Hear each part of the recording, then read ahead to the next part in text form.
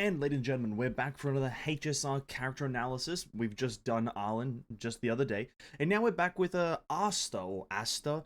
I'm not exactly sure how it's said, but we're going to continue on. If you want a bit more explanation on a fair few systems and how they operate, by all means check out the first one, as that kind of does a bit more of an overview, as it's the first kind of character analysis. But we're just going to move into Asta and talk about her kit. One thing we have to understand is that she's fire and she's harmony. Now, if we refer back to our little sheet of what these paths mean, harmony is an offensive / utility support. And what does that mean? Summarized essentially is that she'll deal damage as well as support you in terms of boosting your damage or boosting your damage efficacy in some sort of way. Speed, damage boosting, some sort of a increase to your attack potency, essentially, right? But that's her role, support essentially for damage boosting.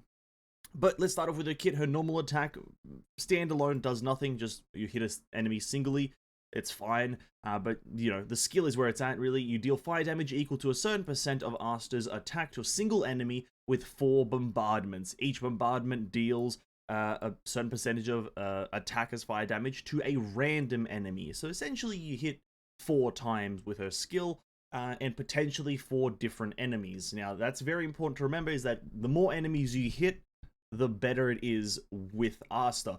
But moving on though, we'll summarize a bit later on. Her ultimate increases speed for all allies by a certain amount, 36, 45, and 50 for 2 turns. A very good ultimate, actually, to be quite frank with you. Speed is very important in turn-based games, and if you can have a speed kind of support, boost everyone's speed for a fair while, and during that speed window, if you can get her ultimate back, it'll be a very good cycle to get used to doing. So pretty good ultimate in my opinion, at least for the 4-star variant. But moving on to her talent, which is a very crucial one, and this is how it's going to link back to her skill, is that her talent is you gain a charging stack for every different enemy hit by Asta. Doesn't matter how you hit them, you just have to hit different enemies somehow. And you get plus an additional stack if the enemy is hit. Enemy hit has a fire weakness, so you gain a charging stack for hitting different enemies. You have to hit 4 different enemies to get 4 different charging stacks. But obviously, as it says, if you have a fire weak enemy, you'll get 2 stacks for that one specific enemy, which is quite good. Then, for every charging stack that Asta has, all allies gain a certain amount of percentage attack boost, up to a total of 5 times. So with the highest value here, you can get a total of 55% attack increase to all your allies in an ideal world. That's really good in my opinion. For just a bare bones character, no constellations, no nothing, no eidolons, no traces. Very good so far. We get a speed boost of pretty chunky, 50, 50 is not a low number, as well as getting a 55% attack boost in an ideal world where you have all 5 stacks, which, will you be able to hit 5 enemies in 1 turn? No, unless you have a lot of speed. But it's still nice to know that you can get a lot of damage bonus very quickly. But there is a bit of a caveat. Starting from her 2nd turn, Asta's charging stacks is reduced by 3 at the beginning of every turn. So it's a bit of like, you have to keep on attacking with the character. You can't just build up to 5 stacks and then forget about it. You do have to continuously cycle in and try to keep her stacks at max. So at the start of every turn, if you're at 5, at the start of her turn, you'll be reduced down to 2, and then you have to hit, hopefully, 3 enemies in 1 turn to then go back up to 5, so then all your allies have, the big damage boost. So it's a bit of min-maxing in terms of that area, but it's not too hard, as, well, you just use her skill, you hit 4 different enemies, hopefully. It says random, so you could hit the one enemy 4 times, or you could hit 4 different enemies, depending on how many enemies are in the arena. But regardless, you just have to hit different enemies, which is quite cool. And then her technique, you immediately start the battle and deal fire damage equal to 50% of her attack to all enemies. Again, it's the same thing as Arlen's, you just deal a bunch of damage at the start of the round, but this one is just lower value as it's 50% compared to Arlen's 80, so don't use this lady's technique. And that's that. But going on to her little traces, her passives per se, Asta's basic attack has an 80% chance to burn enemies for 3 turns. Quite handy if you hit them with your basic attack, which you'll be doing, probably. You'll most likely be doing it. You make them burn, taking fire damage, or fire dot damage, equal to 30% of her basic attack damage at the start of each turn. It's quite a handy thing. Burning enemies, dot damage is always good in games. You'd never want to not have it, so that's that. But her second one, Ignite, her second trace, is when Asta is on the field, all allies' fire damage is increased by 8%. Now, what does that mean? Well, she's going to be a fire support, and let me tell you, I believe that she'll be a pretty good fire support. For the start of the game, at least, that she'll be like one of the better fire supports, and kind of maybe give off Bennett vibes, if you will. Maybe not universally, but, you know, for the fire team, she'll be pretty good support. And then Constellation, her final trace, Asta's defense increases by 6% for every current charging stack she possesses, so a bit of tankiness added to her. You get 6% for every current charging stack to a total of 5 stacks, so whatever 6 times 5, what's that, 30? 30? 30. You get 30% defense increase, which is, hey, I'm not going to complain about a 30% defense increase. And baseline, the character's pretty good. What do you get baseline? So from the ultimate, you get 50 speed in total. I'm obviously going to be looking at this at the highest values because that's just kind of ideally where you want your characters. So at max level, her ultimate, you get 50 speed for 2 turns, which is an incredibly large amount of speed in the grand scheme of things, seeing as some relic slots only ask for about 120 to 145. And so if you can have this 50 put you over that threshold for certain artifact or relic slots, my apologies, I call them artifact. For certain relic slots, that's a really good bonus. You have a pretty, you know, hopefully good AoE splash damage with her skill. Obviously, it's not guaranteed to be splash damage, but hopefully it will be. The value is low, but you'll get more bang for your buck through her talent, which will give you a attack increase to all your allies, depending on how many different enemies you hit just in general. So overall, the character is baseline a pretty good support, and also has a bit of fire support or fire damage increase from one of her traces, a bit of dot damage from one of her traces, so a pretty good supporting unit that does a decent amount of damage so far. But that's not all. Eidolons are a massive factor for characters, specifically if they're a 4-star, because, well, you'll be getting 4-star Eidolons for characters a lot more frequently than you'll be getting 5-star Eidolons. That's one thing I'll guarantee most players. So, let's have a look-see. Her Eidolon 1, Asta's skill will deal a damage 1 additional time to the target enemy. So you'll just hit 1 more time to the targeted enemy. You won't be throwing 1 more bombardment. You'll be hitting the initial target 1 extra time, which is okay. That's fine. You just hit another time. If that contributes to your stack count, that's absolutely great. That means that you will be actually able to get 5 stacks in one, potentially. But still, that's fine. You hit 1 more time. If it's for the same damage value, then you kind of just doubled your damage just with 1 constellation, which is quite, or Eidolon, my apologies, with 1 Eidolon, which is good. Anyway, Eidolon 2, after using her ultimate, Asta's charging stacks will not be reduced in the next turn. Now, this one I find very interesting. This one has the potential to be rather broken. Here's why. I have seen gameplay, I myself, because I haven't played the game, I've seen gameplay of, essentially infinite ultimate cycling with certain characters like Sealy and I can't remember the name of the other one, but there's another character. But infinite ultimate cycling essentially where you will be able to energy recharge yourself before the next turn, so then you can cast your ultimate on the next turn. It's quite interesting. So this has the potential to be the broken, but baseline, you just cast your ultimate, and the next turn you won't be losing your stacks, which is really good because then you'll have a speed boost as well as your full damage bonus. And it's going to be a massive amount of damage coming out after you use your ultimate if you have the Eidolon level 2. But then Eidolon level 3 is skill plus 2 as well as talent plus 2, just bog standard. Eidolon 4, Asta's energy regeneration rate is increased by 15% when she has 2 or more charging stacks. So, pretty much permanent. You're going to always have 2 or more charging stacks if you're playing the character somewhat correctly. As you know, if you're at 5, you'll lose 3 at the start of every turn, and that'll still put you at 2. So you just have to hit 3 more enemies to get the 3 stacks. So you know what I mean, is that you'll always be at 15% increased recharge rate, energy regeneration rate, which is incredibly important because, well, you want to be able to have that speed upgrade or speed boost from our ultimate almost all the time. So that's really good, and that's going to coincide with potentially our relic choices later on. Eidolon 5 is ultimate level plus 2, and as well as basic attack level plus 1, standard again. And then her Eidolon 6 is Asta loses 1 less charging stack every single turn. This one is okay. Now, it's obviously good in the sense of you won't be losing your damage as often, or you won't be losing a lot of damage so frequently, but you also, it doesn't really matter, losing your stacks because you'll always be at 5 if you're kind of just playing the character as you would.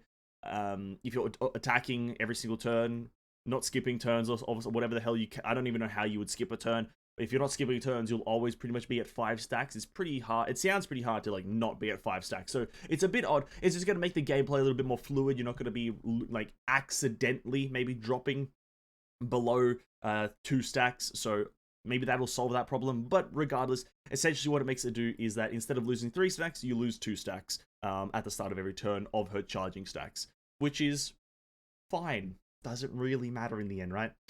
You'll be at max no matter what. But that's the character and their eidolons.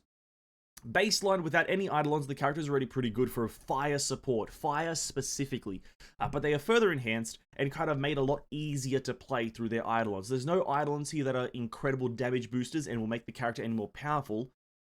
But the thing that they will do is make the character a lot easier to use and a lot more, essentially, quality of life per se. Obviously you have the don't lose your charging stacks after the ultimate, you have the energy regeneration rate, you have hitting another enemy to gain more stacks more frequently, and as at the last one you have not losing or losing less stacks per end turn, which is quite good. It's quite good, but there's no value increase except for the energy regeneration rate, which is, you know, not every eidolon has to have extremely high numbers value, so that's fine.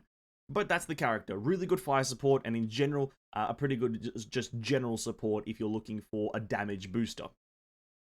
But the building doesn't stop there. Light cones are a major thing to look into. And now for 3-star light cones, obviously we have to use a harmony light cone as she's a harmony character. Again, remember this.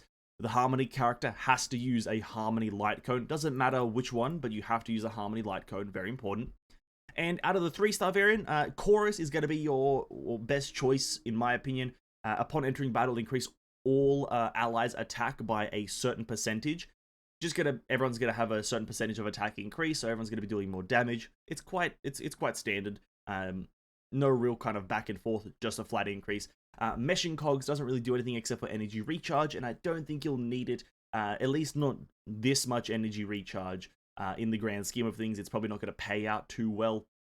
So I'd recommend Chorus. Now, as for the 4-stars, well, her signature one, Planetary Rendezvous, is going to be her best choice for this section, just because it's going to be the easiest to put on her and just go, right?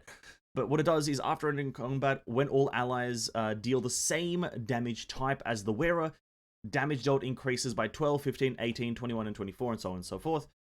Essentially is that in her ideal team, where she is a fire support for a fire team, she will be boosting fire damage, right? Because it says same type damage, or same damage type. So it has to be, they all have to be fire, essentially. Will you be doing this overly a lot? Maybe. But this is her ideal build, essentially. The other pieces, though, aren't incredibly bad. Increases the wearer's break effect on memories of past over here by a certain percentage, and then when the wearer's attacks, additionally regenerate some energy. So it's not terrible if you're looking to break some fire weaknesses, which is, you know, a pretty useful thing to have. But again, this is for another character. And then Carve the Moon, Weave the Clouds. A very long description here, but essentially increases all allies' attack when the wearer takes action by a certain percentage, and increases all allies' crit damage by a certain amount, or increases all allies' regeneration by a certain amount. A bunch of effects. This one will probably be a pretty good substitute, but you're most likely going to want to use this Harmony light cone on this character in the image. So when it comes to the 4-stars, I really just recommend using the signature one for that character. It's going to give you just the best satisfaction, as well as kind of the most bang for your buck. And it's a lot easier to just kind of come to the conclusion. But again, like we did with Arlen, if you're an Asta lover, if you love the character to death, the best character of the game for you, you love the character no matter what, you're going to want to kit them out with, obviously, a 5-star. But is the 5-star worth it? So the battle isn't over. Increases the wearer's energy regeneration rate by a certain percentage, and regenerates 1 skill point when the wearer uses their ultimate on an ally. This effect can be triggered after every 2 uses of the wearer's ultimate, and when the user or the wearer uses their skill, the next ally taking action deals a chunk of more damage. Is this going to be better than the previous ones? Probably not. Just because it only really affects like one ally. This is most likely going to be, you got to leave this to the Bronya character. You got to leave that to her. Just let her use this one. There's nothing too crazy about this that I would say use it on Asta. I think on Asta you want the fire damage that you can potentially get from this that is going to be to every unit on your team. I feel like it's going to be a little bit more useful and a bit more kind of rewarding per se. I'm going to use the word rewarding there. So that's that. I recommend obviously the character's signature one, Planetary Rendezvous. But then relic sets is the next slot that we have to figure out what is the best. And I have a few answers for this one. Now, I think the obvious answer is probably just going for the fire damage one. Go 2 set fire damage and 4 set increase the wearer's skill damage by 12. And after you do their ultimate, increase the wearer's fire damage by 12 for their next attack. You could definitely go for that one and you'd get a lot of value because Asta, bare bones, is also a DPS in some regards. She's not a pure support like Nihility is. So you could run this as well as something along the lines of increased crit rate from Inert Salsodo. You can also go for, where is it, Space Sealing Station. You could also go for Talia, Kingdom of Banditry. These effects are, you know, breaking the wearer's break effect, essentially being able to break the weakness a lot better. You know, you could also go for Sprightly Von Whack. But the one that I would recommend is actually Sprightly Von Whack. This one is standard what I would recommend. Now, here's why. Increases the wearer's energy regeneration rate by 5%, so you get your ultimate back a bit quicker. And then when the wearer's speed is 145 or higher, the wearer's action is advanced forward by 50% immediately upon entering battle.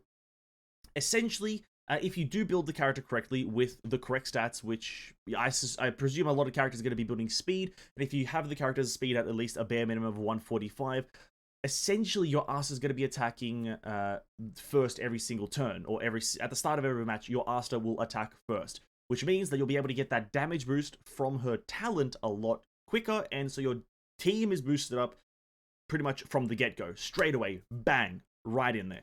So this is one that I would recommend bare minimum.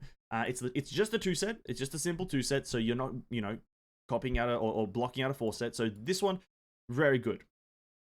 For the sake of just being a useful character and breaking shields, I do recommend Talia, Kingdom of Banditry, as it also coincides with speed building. So increases the wearer's break effect by 20, and then when their speed reaches 145 again, 145 speed, the wearer's break effect increases by an extra 28. The reason I recommend this one is just that shield breaking or weakness breaking is very important. It's a very important mechanic to abuse, and if you can do it, get your support characters to do it so your DPS can maybe funnel into damage instead of the DPS having to wear something like this. So this is the second one I'd recommend for Asta's specific role. And then from here on, it's really kind of up and down. There's a few good ones. You could go for effect hit rate, meaning that you'll be able to apply your dots a little bit easier, which sounds okay on paper, but again, it's 50-50. This final 2 set, I'd recommend just the 2 set fire damage, because obviously Asta still is a DPS. She is still meant to be some sort of offensive character. So the 2 set fire from Firesmith of Lava Forging, then the the Talia Kingdom of Banditry, which is the break effect. This is going to give you more break, weakness breaking at higher speeds, and then the Sprightly Von Whack increases the energy recharge of the character, as well as putting them forward in the start of the battle if they have the right amount of speed. I think these 3 are going to be really good for the character, because it just kind of feels like she'll be supporting a lot and being able to do her job a lot quicker, essentially. So that's that. The character is pretty cool, and I have high hopes for Asta being a pretty good character, to be honest with you. I think she kind of gives off Bennett vibes from Genshin Impact, but maybe not as broken, as nothing here sounds too crazy. None of these values seem ridiculous, but I do think that this character will be the fire support for a fairly long time in the actual launch of the game. So that was Asta. Again, thanks for watching. If you liked the video or if you learned something, subscribe to the channel. Thank you so much for watching, and I'll catch you guys in the next one. Peace out, stay safe, bye!